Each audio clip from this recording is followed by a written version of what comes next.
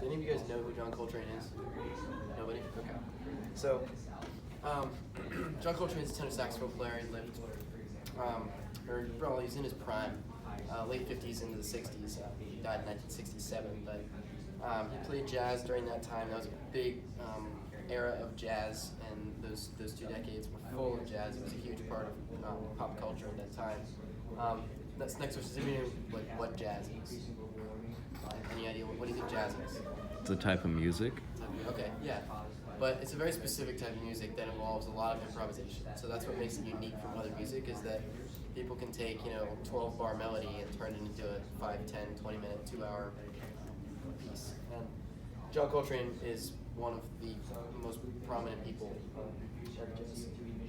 So he was born in September of 1926 in North Carolina. His father was a tailor, but he played a lot of instruments, so Trane was exposed to music at a very young age. He got into it really in his preteen years and picked up a saxophone. He enlisted in the Navy. He was stationed in Hawaii. A lot of the first recordings of Trane were from a quartet that he played with in Hawaii with a bunch of sailors. Then he came back to the United States in Philadelphia in 1949 and started his formal music education. He got the call from Dizzy Gillespie, a really, really good trumpet player at the time, and started playing on his band, which was kind of his first big break. After this, he immediately started struggling with heroin.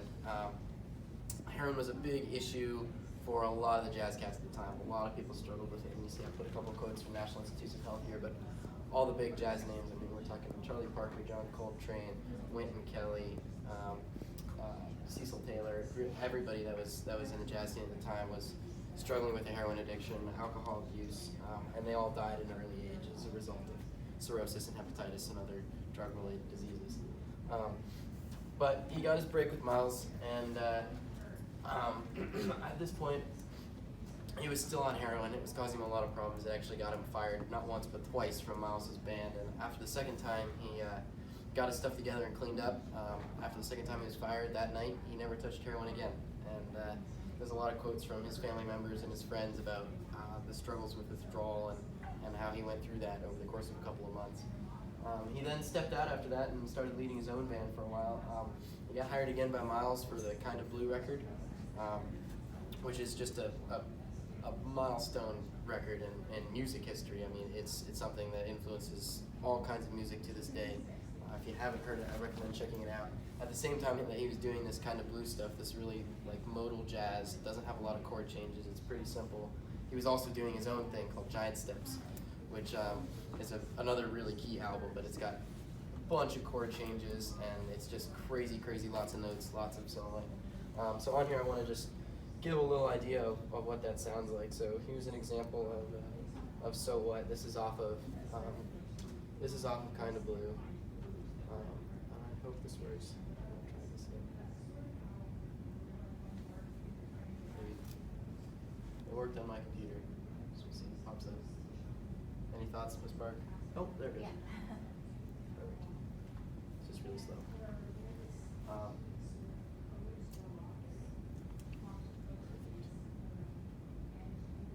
Is there sound?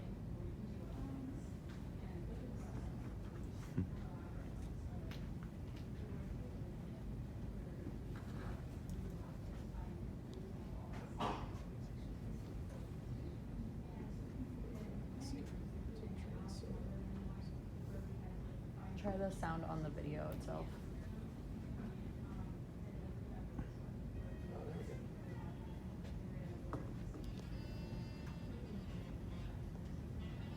So I don't know if you guys can hear that.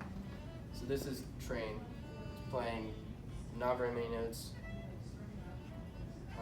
relatively slow tempo.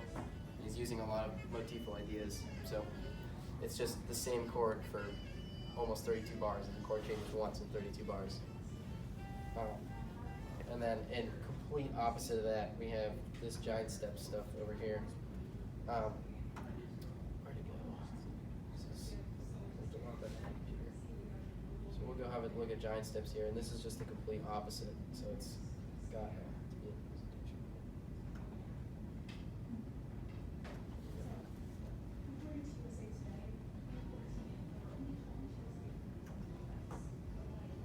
And this is what the album cover looks like.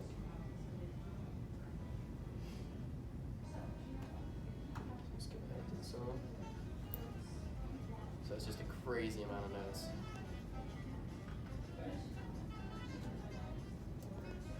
It's extremely fast, extremely technical, and just totally opposite of everything that he was doing in a lot of his other work with Miles at the time. After his work with Miles, he then kept going and he kept pushing, and he actually ended up doing some amazing stuff on his own. So we'll go on and look at some of that. So he started a Love Supreme, which is made up of 4 sections, and each section is its own movement. It's got its own style. It's completely unique from the other sections, but they're all really interrelated. It's a lot of free jazz. It's a lot of playing with the time and messing with a lot of new melodic and harmonic ideas that people hadn't really touched before, and stuff that carries into today. So it's a really, really big deal. I'm going to go ahead and skip the playing for now, but the gist is the time has almost completely disappeared, and his playing is now way more refined than it was now that he's off drugs and completely cleaned up.